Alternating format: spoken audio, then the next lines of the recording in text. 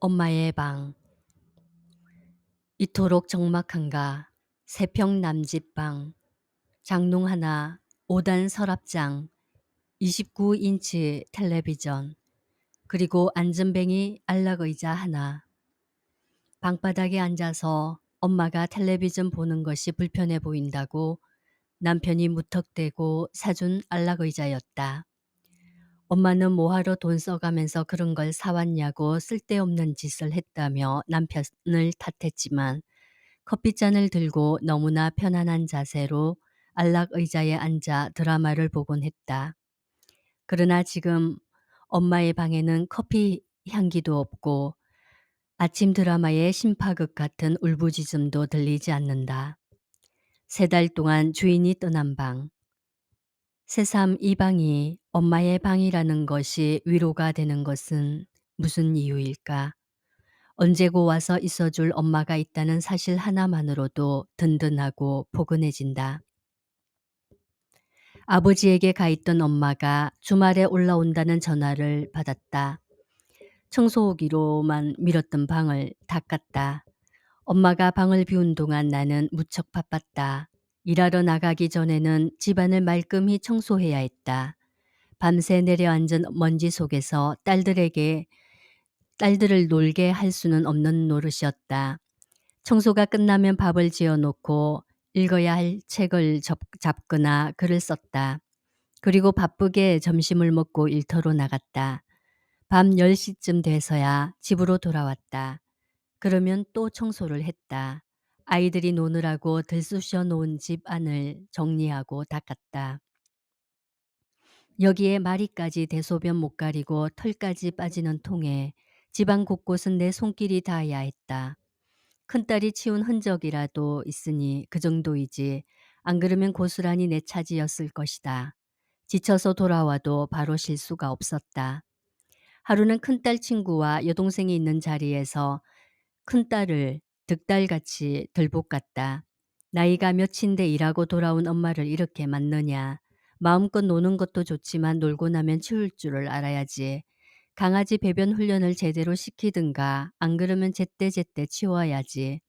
집안의 지린내 큼큼한 냄새가 진동을 하지 않느냐. 딸들과 친구들은 여느 날과 다른 나의 벼락 같은 잔소리에 변명 한마디 못했었다. 그날 이후 아이들의 놀이 공간은 컴퓨터 방과 거실로 축소되었다. 하지만 아이들은 내 눈에 띄지 않게 안방에서 노는 눈치였고 할머니 방에서도 놀았다. 나는 항상 딸들에게 전화로 나의 출발을 알렸다. 아이들이 집안을 치울 시간을 주어서 야단 맞지 않도록 하기 위해서였다. 그것은 나의 수고를 덜 수 있는 좋은 방법이기도 했다. 아이들은 집안을 애벌 빨래하듯이 널브러져 있던 온갖 장난감과 그림 그리던 종이들, 강아지 옷을 만들 때 썼던 천나부랭이들, 산발적으로 흩어져 있는 책들을 정리했다. 그리고 큰딸이 청소기로 마무리를 했다. 나는 바로 걸레질을 하면 되었다. 아이들은 그렇게 군기가 바짝 들어갔다. 더불어 나는 예쁘고 착한 엄마의 모습을 포기해야 했다. 너네 엄마 참 예쁘다. 화도 안 내고 참 좋은 엄마다. 친구들이 말했다며 큰딸이 기분 좋게 이야기했었는데 하루는 큰딸의 그 친구가 집에서 쫓겨나 우리 집에 있었다. 화난 자기 엄마가 무서워 벌벌 떠는 모습을 보고 엄마들은 다 그래 하고 위로하면서 속으로 나는 그 정도는 아니겠지 하고 생각했었다. 그러나 이제 그 친구는 나를 슬슬 피했다. 아마도 자기 엄마보다 친구의 엄마인 내가 더 무섭게 느껴지는 모양이었다.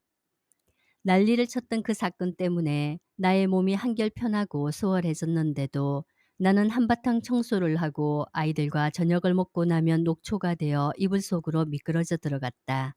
엄마의 방이 비어 있는 동안 나는 그렇게 지쳐갔다. 한편 딸들에게 부족한 엄마의 역할이 늘 미안했던 마음의 부채는 조금 덜 수 있었다. 내가 시장을 보고 밥해 먹이면서 보다 엄마다운 엄마가 된 것 같았다. 원체 나는 아이들이 집에 있는 오후부터 저녁 시간을 비우는 엄마였기 때문에 딸애들이 자기 일은 알아서 다 했다. 내가 더 걱정스러웠던 것은 애들끼리만 있게 되어서 외롭고 심심하지 않을까 하는 것이었다. 그런데 아니었다. 할머니가 있을 때는 조심스러워서 웬만큼 놀고 돌아가던 딸의 친구들이 할머니가 안 계시는 동안 원 없이 놀고 가는 것이었다. 도리어 딸애들은 재미있고 행복한 시간을 보내는 것 같았다. 이것이 위안이 되어 집안이 좀 어질러 있어도 참 재밌었겠다 싶은 안도에 한 발 양보하기도 했었다. 그런데 신나고 재미나게 지내던 아이들이 한 달을 넘기고 두 달이 되어 가면서 할머니를 찾기 시작했다. 특히 할머니 의존도가 높았던 작은 딸은 할머니가 계실 때는 맛있는 것을 많이 해주시고 많이 놀아주셨다며 할머니 언제 오냐고 전화기에 대고 징징거렸다. 어려서부터 할머니 품에서 지낸 큰딸도 할머니가 보고 싶다는 말을 갑자기 내뱉곤 했다. 남편도 엄마의 부재를 아쉬워했다. 아내가 집안일을 대충대충하고 넘어갈 위인이 아니라는 걸 누구보다 잘 아는 거였다. 일하고 와서도 빠득빠득 청소하고 밥해 먹고 다음날 애들 챙겨서 학교 보내며 일과에 지친 아내를 봐야 했으니까 책 읽을 시간이 없다고 투덜대거나 읽어야 하는 책을 코 밑에 깔고 잠든 모습을 여러 차례 보았을 것이었다. 안 그래도 나 때문에 아버지와 엄마가 따로 떨어져서 지내도록 만든 것이 죄송스러워서 "괜찮아요. 아버지가 좋아지시면 올라오세요." 하고 말하는 전화를 건네받은 남편은 장모님이 안 계셔서 진주엄마가 "많이 힘들어요." 하며 대놓고 말했다. 우리들 모두가 엄마의 손길 안에서 참으로 안락했다는 사실을 깨달았다. 지금이야 나도 아이 둘을 낳고 내 일을 하는 어미여서 엄마를 애타고 간절하게 기다리는 것은 아니지만 엄마가 있어서 여러모로 편안하고 평화롭다는 것을 인정하지 않을 수 없었다.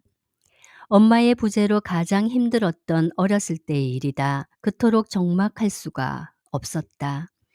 초등학교 1학년이었는지 2학년 때였는지 학교를 다니는 나만 두고 엄마는 아버지랑 동생들과 함께 하룻밤을 떠나 있었다.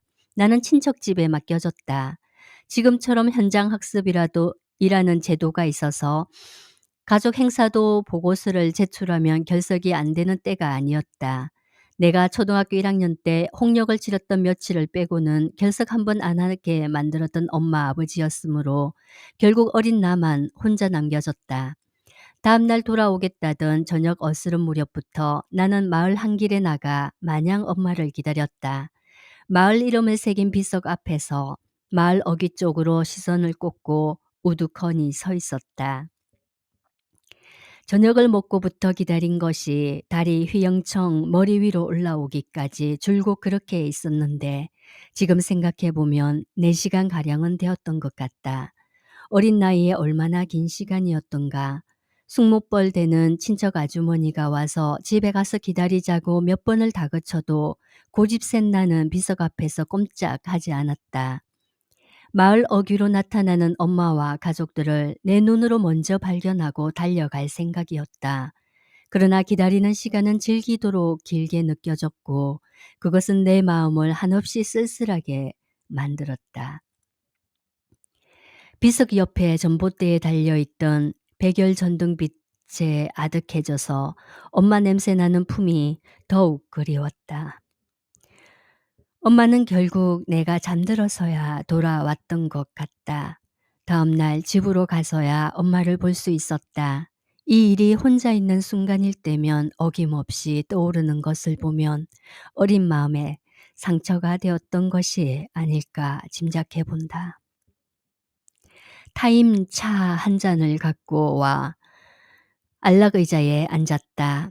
나의 온기와 차의 훈기로는 채워지지 않는 엄마의 방. 오로지 엄마만이 채울 수 있는 공간. 엄마의 부재로 바쁘고 힘들고 허전했던 나처럼 나의 딸들도 늘 비어있는 나의 방에서 쓸쓸했을까? 학교에 다녀오면 엄마가 아닌 할머니가 맞아주고 엄마가 만들어주는 특별 간식과 식사를 기대하기 힘들고 스스로 학교 준비물을 챙기며 학원 시간에 맞춰 다니는 아이들이 밤이 되어서야 돌아오는 엄마를 어떤 마음으로 가슴에 담고 있을까?